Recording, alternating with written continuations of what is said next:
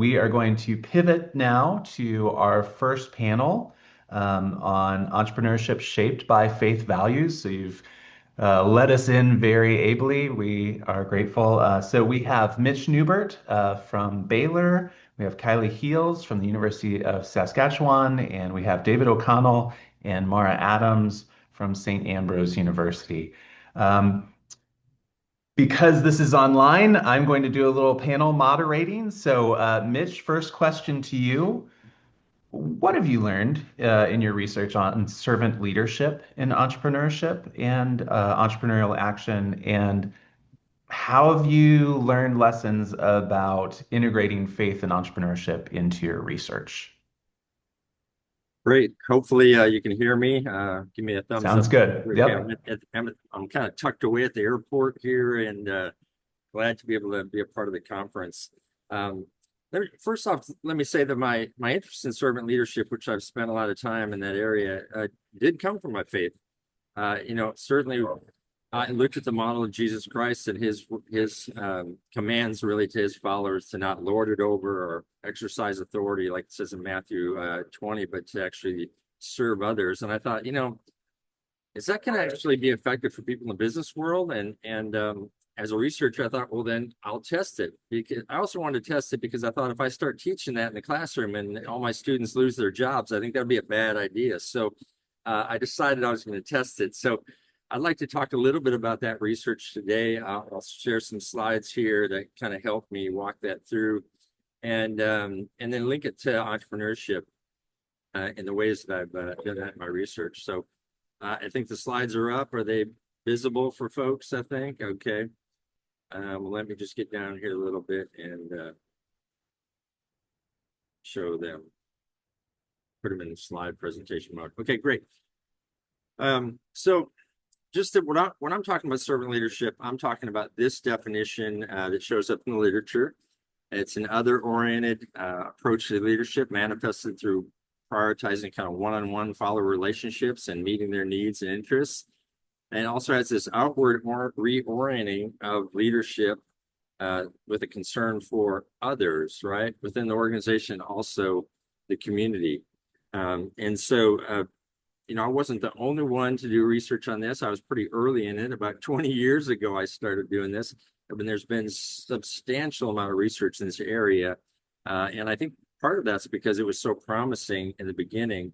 And so one of the recent projects I had was a meta-analysis. And what we found is there are a broad range of positive outcomes that are related to servant leadership. And just from even a subset of the studies we pulled together, 139 of them, we found 23 attitudinal, behavioral, performance outcomes. And we found those across cultures. So there's a great deal to say about how servant leadership is a positive leadership style. And other folks have shown that it has incremental explanation variance beyond other types of leadership like transformational leadership and the such. But a couple of those outcomes relate to entrepreneurship, not all of them, but definitely some of them. And so what I'm going to kind of talk about here is if an entrepreneur decides to take on or try to be a servant leader, like what's going to happen in their organization? Is that going to be a positive thing, or are people just going to run over them and the inmates are going to go crazy? I can't measure all that, but I think I've got some evidence here that if an entrepreneur is a servant leader, that it's going to result in some positive things like creativity, entrepreneurial behavior within the organization, and the like. So, what I also want to kind of suggest here is that there are many ways to describe how servant leadership can have its impact, but in my research and subsequent research, one of the ways that it shows up is it actually shapes then the mindset of the followers, right? So the follower experiences the attention that the servant leader is given to them, the respect that the servant leader is given to them, the role model the servant leader has in terms of serving others and serving stakeholders, and they start to take on kind of a mindset that reflects that.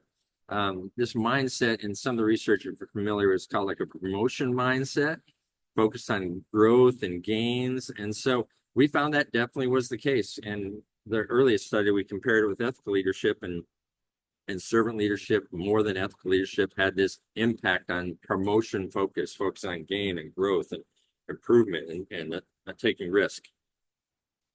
And then it led to some other outcomes like creativity.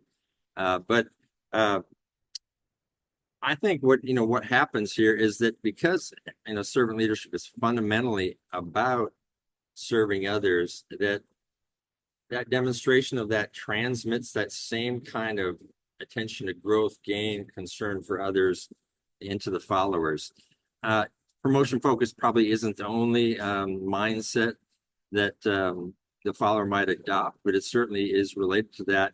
A similar one I just saw in an article when I was doing a little bit background work for this is that a servant leader also engenders this kind of entrepreneur orientation, which is very similar, I think, in terms of growth and innovation and gains. And so I think it's definitely worthwhile to kind of explore how a servant leader has a positive impact on their organization that they're growing through their role modeling of servant leadership behavior. But what I'm going to do is I'm going to actually just focus on one study to kind of point out a few things if I can, and then draw a couple of conclusions or lessons that I hope will be beneficial to the broad kind of audience that might be involved here. So to be honest, this study, I'm proud of it, but it landed in a journal that I wasn't initially expecting. It was part of a National Science Foundation grant. We were really excited to get it, that somebody was interested in the idea of how does religion compare to entrepreneurship. And we had in total some like 14, 15 studies that came out of it. So, but it was a tough journey to get these things published. This was early on before other people that paved the way as well, like some of the folks on this call. But it was real difficult. And so actually this study ended up in a journal, Journal of Management, Spirituality, and Religion, which obviously would be open to spiritual variables and spiritual ideas. But it was tried at some other journals for sure and rejected. And to be honest, sometimes I didn't see in the rejection letter any fatal flaw. And so I called out a couple of them, the editors, which I'm not recommending, by the way. But they basically said, I don't know if our readers want this, right? I think that thankfully has changed. I think more and more editors recognize that there's an interest in this, and because spiritual variables can have an impact. But in this particular study, I kind of got off track there. It's basically we were trying to figure out, okay, yeah, servant leaders have this impact, but what about other leaders who are servants outside of the workplace? And I'm not really trying to present the details of this as the things you remember, but I'm using this as an example for maybe the broader idea of using spiritual variables in research. But in this case, we wanted to figure out if there's a spiritual leader outside of, we call this, there's a spiritual leader or a servant leader, excuse me, in the workplace, and there's a servant leader in the church or place of worship, and how do they impact actually the individuals in the workplaces. And then also we were trying to wrestle with something that's really important, and I'll say this probably later again, is not just measuring affiliation, but actually trying to measure certain aspects of how central that faith is to a person's life, instead of just categorizing them in a faith tradition, but saying like, how central is your faith? And so I'm going to show you a diagram here that's not meant for you to digest, but it just shows you the overall model and part of the answer to some of those research questions. And you can see those two different types of servant leaders and their impact on these mindsets. In addition to promotion focus, there's also a prevention focus, which is about avoiding losses, preserving safety and security, avoiding risk. And overall, in the whole data set, before we kind of introduced a moderating variable that was a spiritual variable, it's the workplace servant leader had the biggest impact on promotion focus for sure, which then led to entrepreneurial behavior, which is that kind of internal innovative behavior. It's not starting a business. It's like improving, changing, trying new things in the workplace. And then CWB is a counterproductive workplace behavior. And so, but the place of worship servant leader did contribute to a prevention focus, and then did impact whether there were counterproductive work behaviors, and less of them, in fact. So So overall model shows that servant leadership, which has this spiritual foundation, both in Christianity and the model of Christ, but in other faith traditions, and that when modeled, it does have this impact on mindsets that ultimately translates to the follower in the organization acting differently. But perhaps a more interesting part of this was the next slide here, and that's even busier. But what we did is we introduced a moderating variable, and that was spiritual disciplines. And this was our attempt to get at, like, is this really important to somebody, their faith? And so we measured spiritual disciplines in terms of the frequency of prayer and reading of sacred scriptures.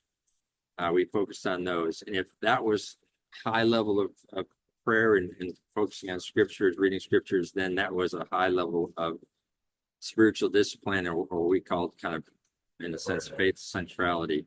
And to interpret this kind of quickly to you, basically what happens is, for somebody using those gray boxes, for somebody who is high in spiritual disciplines, what happens is that their place of worship servant leader suddenly, not suddenly, but emerges as having a bigger impact on their mindsets and their behaviors and at work. And so when you are praying, when you're reading scripture, then maybe you're more attentive to the spiritual messages coming out of, and spiritual model coming out of your place of worship, such that that leader can impact your workplace promotion focus, as well as your workplace prevention focus. And those are two variables that we developed and validated, and they are focused on what do I do in the workplace. So it is kind of interesting here finding that what people experience outside of the workplace spiritually can impact what's happening inside the workplace because of the impact on their mindsets. So I'm kind of blowing through this pretty quick, but I didn't want to actually get bogged down in too many of the details, because I wanted to kind of talk about these last comments and allow a question follow-up. But so first thing is, spiritual variables can provide additional explained variance in important outcomes. And I think that's what we propose to editors, and what we have to demonstrate to editors is that, hey, people are whole people and they have a spiritual dimension. And if we exclude that, we're excluding a whole set of variables, or a set of spiritual variables that can explain how they're motivated, how they act, how they respond to situations. And so my studies are one of many now that are kind of demonstrating, yeah, it makes a difference, and we won't fully understand people, or at least understand them as much as we hope, unless we also measure kind of the spiritual dimension in their life. And again, here, that's that comment I made, and it's maybe a little bit old news now, but early on, it was really important to emphasize that you have to measure centrality, not just an affiliation, if these things are going to come out. Some early work by Gary Weaver, basically said, hey, some of the reasons why the religion and ethics research doesn't work out is that we're not measuring the right variables, and we need to measure centrality, not just affiliation. So yeah, I think spiritual variables have an impact that journals, whether you believe in the same spiritual variables as I do, if you want to explain more variance, then it's important that you consider spiritual variables. I already mentioned this too, and I think this is improving, but spiritual variables in your research do engender skepticism from reviewers, right? They're not used to dealing with these concepts. And so it's beholden to us to make sure that we have kind of rigorous measures as much as we can, even though these are very sometimes difficult things to measure. But do we take the same kind of rigorous approach to spiritual variables as we would expect about other variables, right? And I have to admit, I think early on in my journey, I felt like this is so unique and so important that I wasn't being as rigorous as I should in terms of defending what we were measuring, why we measured it, and such.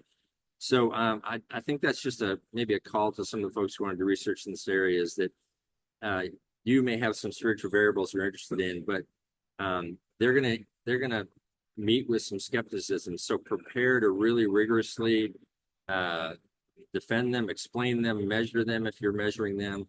And I think as we've done this now over several decades, I think that some of that resistance is being removed, or at least reduced, and that's great news. And then entrepreneurship, I think, offers a unique context where individual difference variables related to spirituality in particular have potentially more influence. I mean, a lot of studies that I might do as kind of an OB slash entrepreneurship researcher, but more OB. I do it in large organizations where you might describe these as strong contexts, right?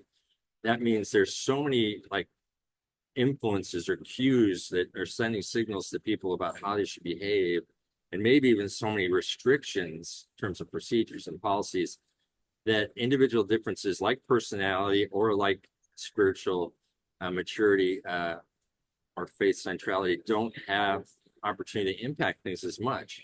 But I think entrepreneurship is that context, particularly for the entrepreneur, where there's not as many of those constraints, and it's a weaker context in the sense of demands that force a person to act a certain way. And so I do think spiritual variables beyond servant leadership have a lot of potential to explain things in entrepreneurship.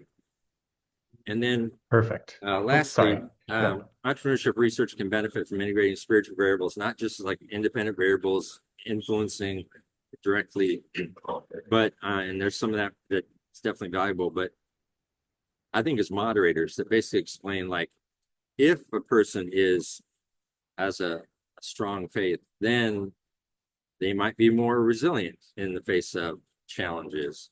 Or if a person has a strong faith, that they'll be less likely to be burnt out. So I think those are potential things to explore in entrepreneurship, and Wonderful. we'll explain more of the things we're trying to study. Thanks so much, Mitch. Really appreciate that. Great intro. Kylie, let's pivot to you. So, as a thought exercise, where and how do you see grace operating in entrepreneurship?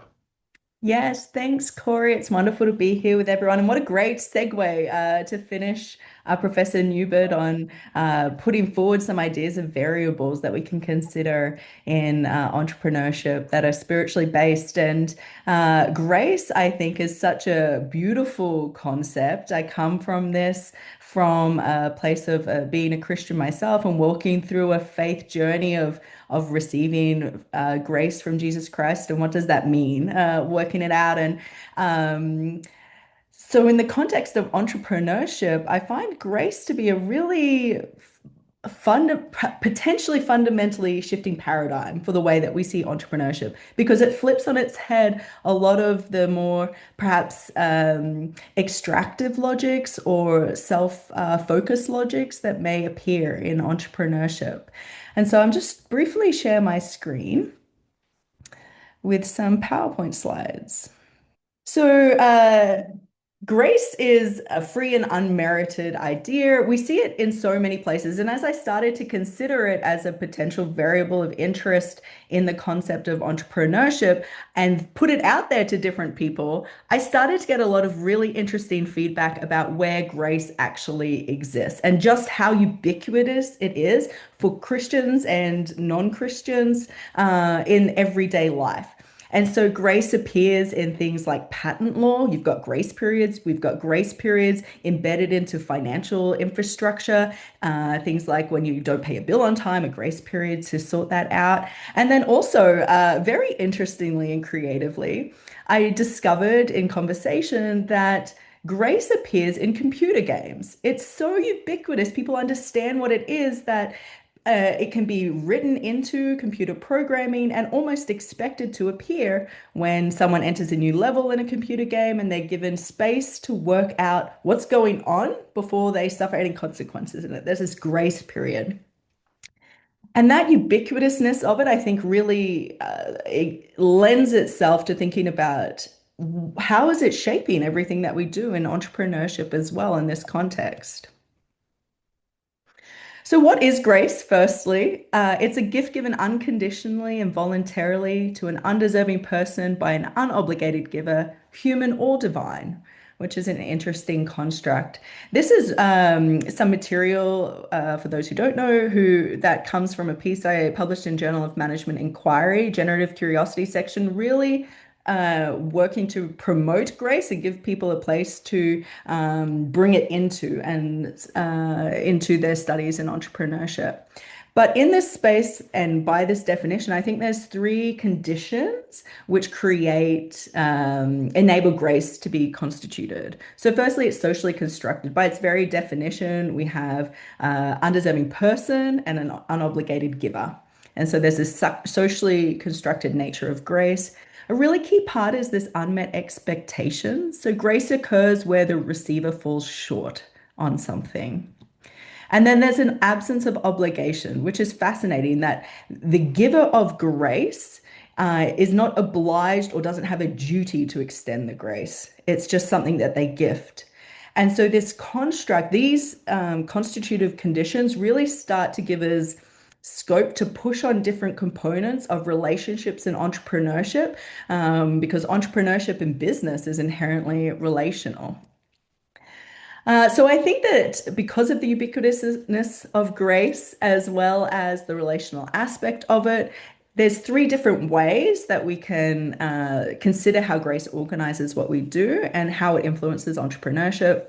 So, from an institutional perspective, I think that grace creates a space of suspension in this unmet expectations kind of idea. So when we have strict rules that are regulatory or normative or cognitive, grace allows us to deviate from what is set in stone idea to flex and bend what those requirements are without completely dismantling the system. So if we think about patent law, the patent laws still stand even when periods of grace are evoked for innovators.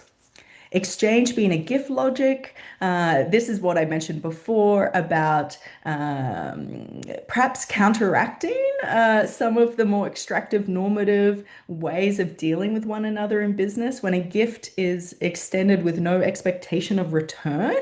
What does that truly mean? Do we even know in business how to receive that and extend it back out?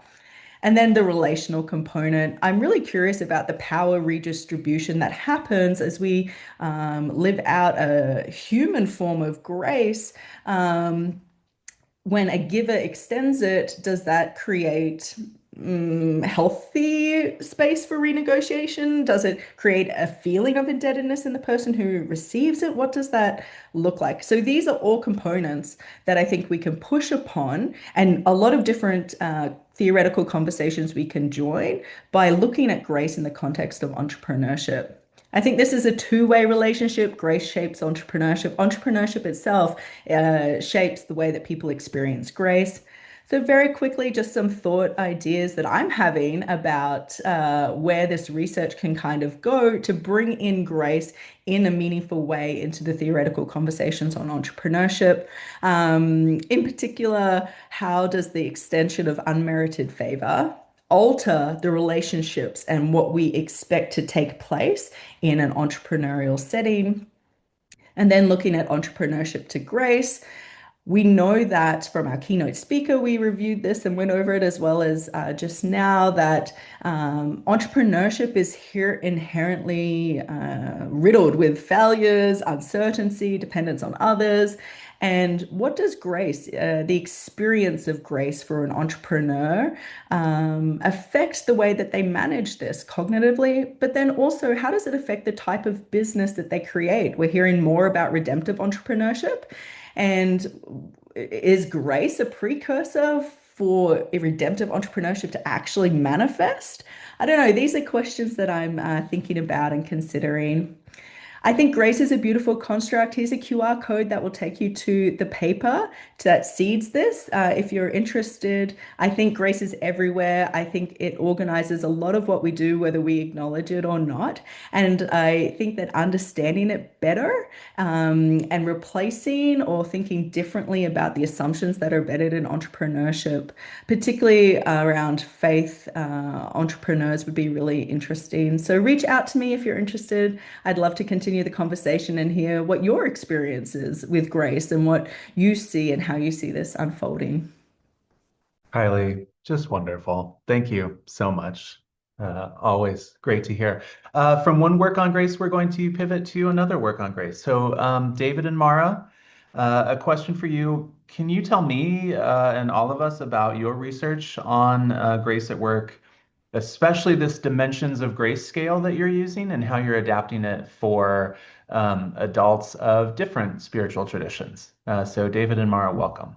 It's great No, to have you. I'll just share a little bit how I got started on this grace exploration journey and invite Mara to do the same. And we'll kind of maybe tag team as we go through just a handful of slides that I think you folks are going to be sharing those. Is that correct?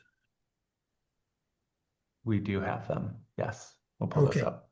Well, I got started on Grace the same way as Kylie did. I expect kind of a conversion experience based on Ephesians 2, 8, and 9. You know, by grace you're saved through faith, and that not of yourselves. It's a gift of God, not as a result of works, so that no one can boast.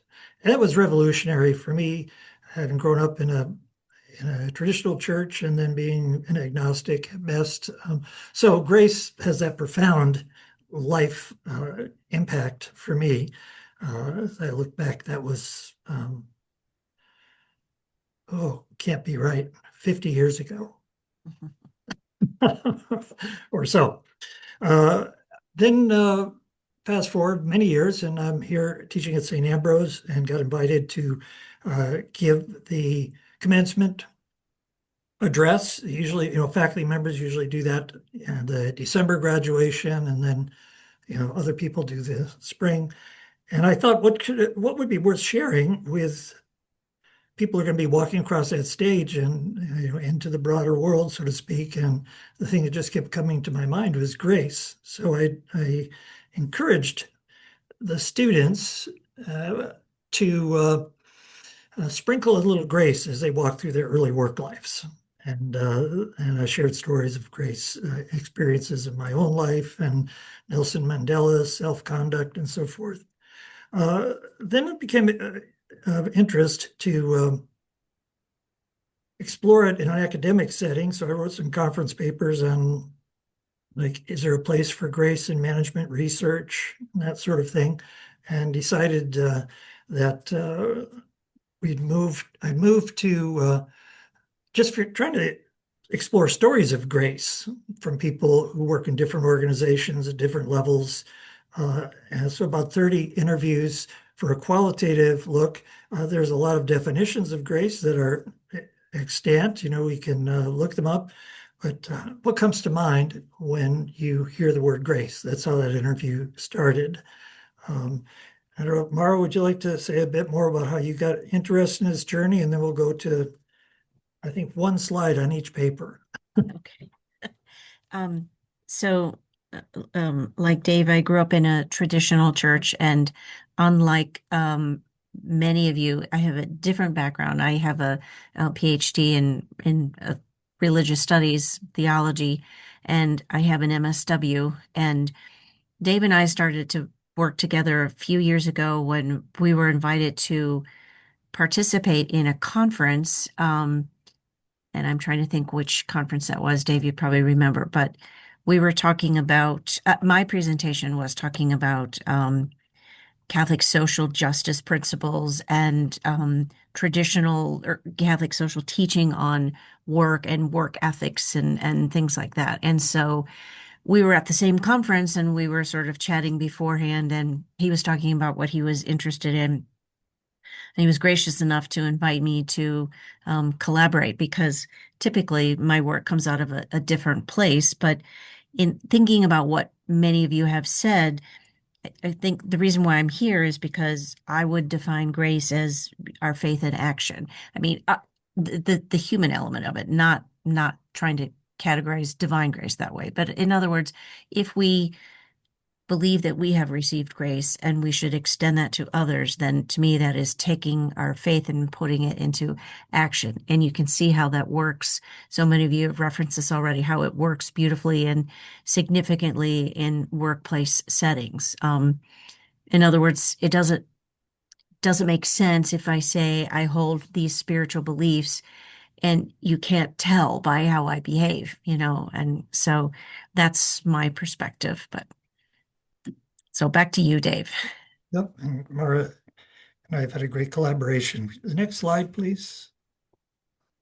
Yeah, so our first study, I started this before Mara and I teamed up. I decided to just see what comes to mind when people hear the word grace. Where have they seen that at work? Have they received it? What happened when they did? So really kind of a theory building study.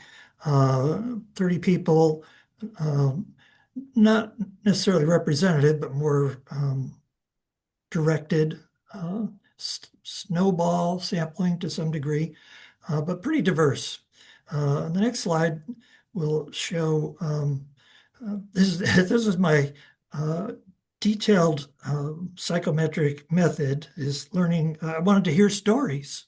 I wanted to hear stories about grace. So next slide, it was more like this, not the campfire. Go and just have this kind of conversation that I indicated to you where basically where it goes and record it and then type up the transcripts and then start looking for themes and coding and like at that time I was probably using Atlas TI as a platform. We know he did in the later studies.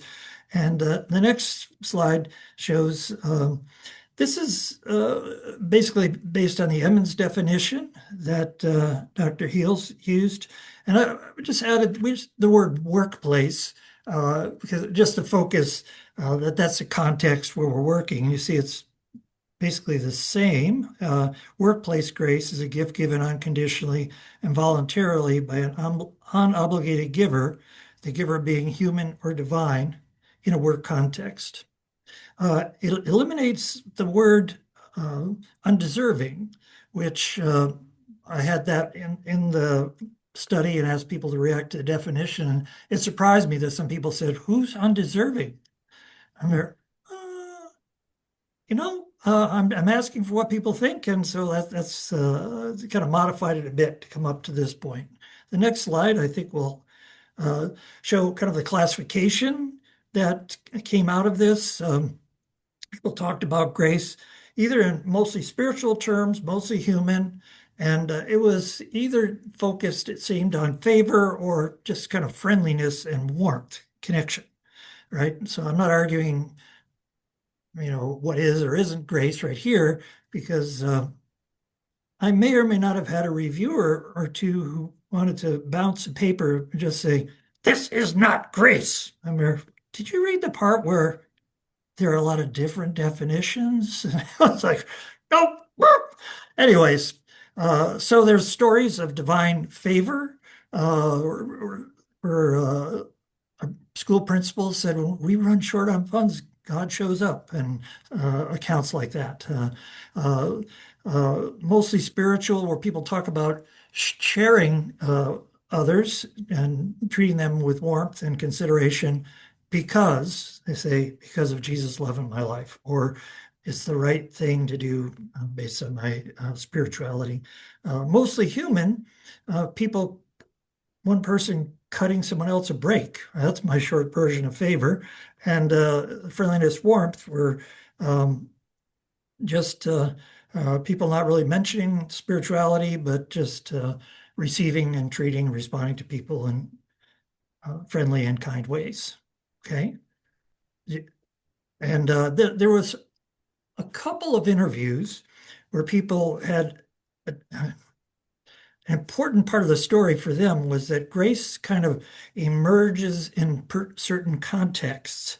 So I gave it a separate spot here. And these were, as it turned out, people who either experienced or worked in a therapeutic setting, recovery setting. And one person who was learning this profession said something happens when all of a sudden the group is doing this, and that's the grace. And there's kind of like a shimmer in the room, and it's like it's happening. And so that was an interesting take that didn't fit clearly into the 2x2, which probably makes me a terrible academic. I couldn't force it in. This is kind of what came out of that, kind of propositions. When there's occasions for grace in the workplace, it leads to enacted grace. That looks kind of like those categories. And that seems to have positive effects. People talking about growth in relationships, positive sentiments, affirmation spiritually. And we didn't really measure this in the first study, but it probably has something to do with thriving, engagement, job satisfaction, those kind of measures. I said there could be negative effects. There was a little bit where people talked about, well, if I'm a grace giver, people are going to mow me over. you know, um, it's going to be seen as inequity if I treat people with grace and I'm a supervisor. There's legal things come into it, so it gets a little complicated. Mara, did you want to add anything to this part before we go to the next step? No, go ahead, keep on. Okay, next slide.